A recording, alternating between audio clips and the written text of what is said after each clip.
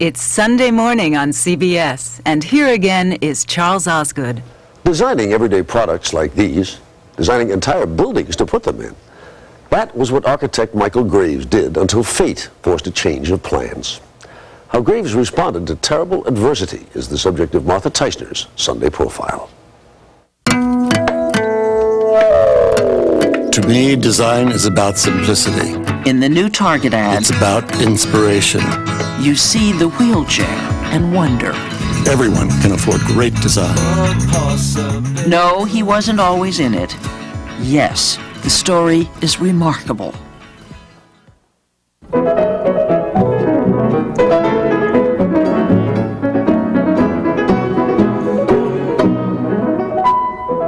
Michael Graves had it made.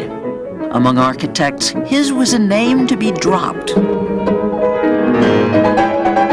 He'd built trophy buildings all over the world. The household products he'd designed for Target stores were so popular, people called the color they came in Michael Graves Blue. Michael Graves has created art that surrounds our lives. Here he's being awarded the National Medal of the Arts. On February 23, 2003, at age 69, success was a given in his life. The very next day, his survival wasn't even a sure thing. I felt like I was a flag blowing in the wind, and I was holding on for dear life. I got off onto a bad start. In unspeakable pain, over the course of 24 hours, Michael Graves became paralyzed from just above the waist down. There you go. Good. What comes first to your mind is how do you get better? If you're a positive freak like I am, where's it going from here? Is this going to take another week? What's happening? Good. We met him that July, 5 months after he developed the horrific freak virus that quite literally ate sections of his spinal cord. It's like you were hitting a ball, exactly. Swing it right across your... He was a patient at the Kessler Institute, a rehabilitation facility in West Orange, New Jersey, in combat with the new given in his life.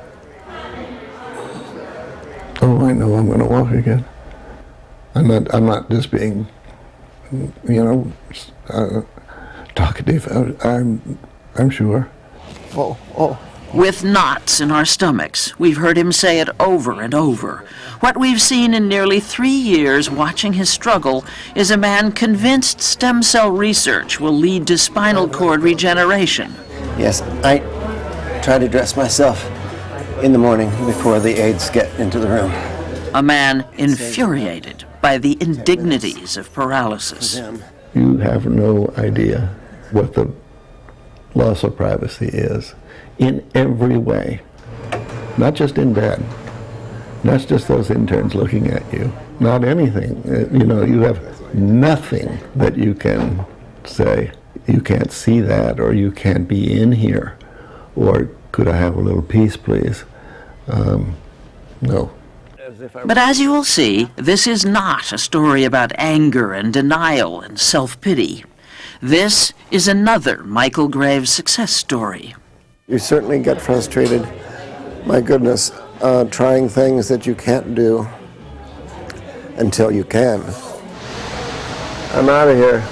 In the middle of all the awfulness, a weird diversion. The former fanatical golfer is enlisted by the manufacturer to try out and critique, yes, a golf cart for the handicapped. In his new altered world, Michael Graves the patient revised his expectations. Michael Graves the designer did not. I refuse to use Velcro. A little too ugly for me. That was like day one request. Velcro's too ugly. What about the decor in here with the various flowers and the sheets? I wasn't the architect. There were stories that when he was first in the hospital, at his sickest, he said, "I can't die here, it's too ugly." Is that true? I did say that.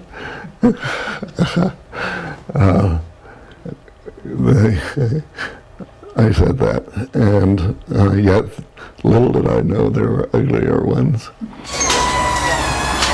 He had no idea what he was in for. When Graves checked out of Kessler Institute that summer, he had been experiencing stiffness in his hands and arms, but was told not to worry.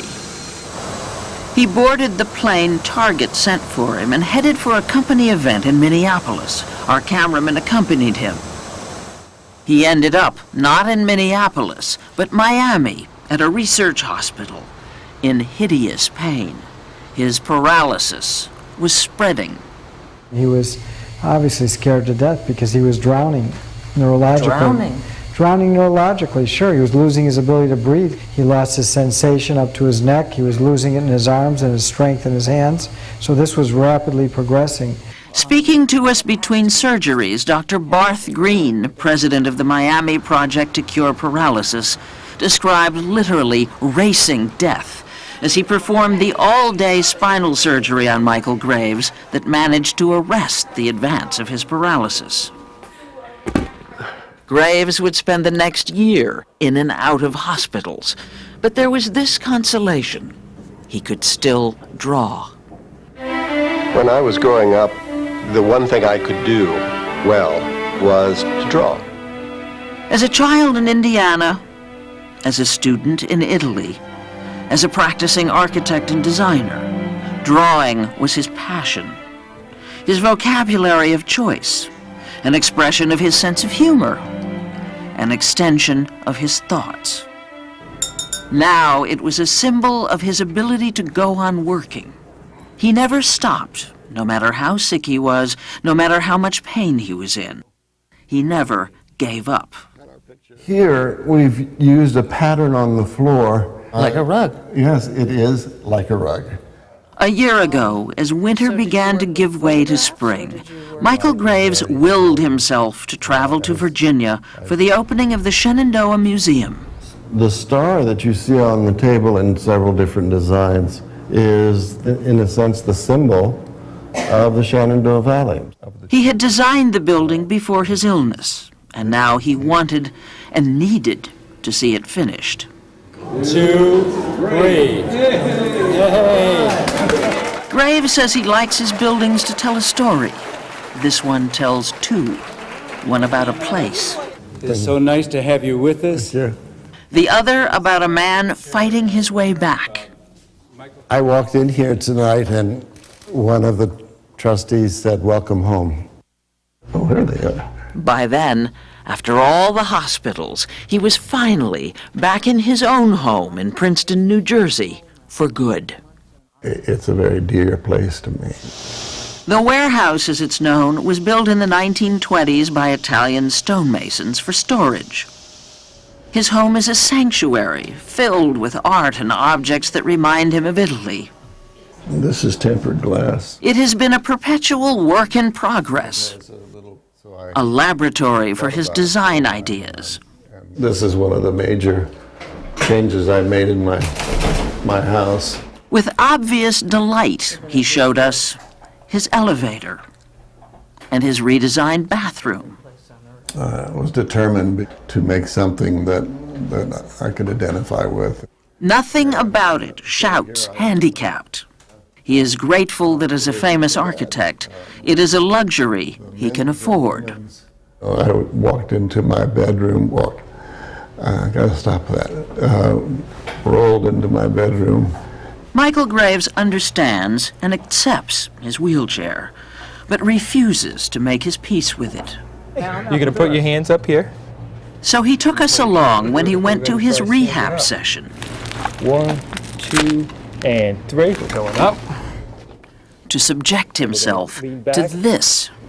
Well, hold on. Just get your balance first. It's not for walking. We're going to go back. I mean, it's for exercise. If you don't have expectations that are unfounded, then you're all right. He says it, but fools no one. In the end, Michael wants to be able to walk. Will he be able to? I'm not sure, but we're going to give him the best shot that we can, and this is where we have to start. Chest up. For the record, that day, July 22nd, 2005, Michael Graves took his first step. Now that should go forward. It wants to. Good. What does a turning point look like? We've decided like this. Right, and throw that leg forward. Throw it forward. That's it. He can do 24 steps now. That was good. Good. Since then, Michael Graves seems to have gotten good at living with himself as is. Say hi. Hi. For instance, the birth of my son has been such an enormous gift. No, but look at the other side.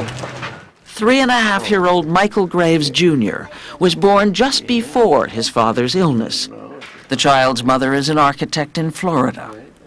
During the day, I recognize who I am and who I've become in this chair, and I deal with the pain every day. But, and that's not for sympathy, that's just there. And you better get used to it, because that's what your life is.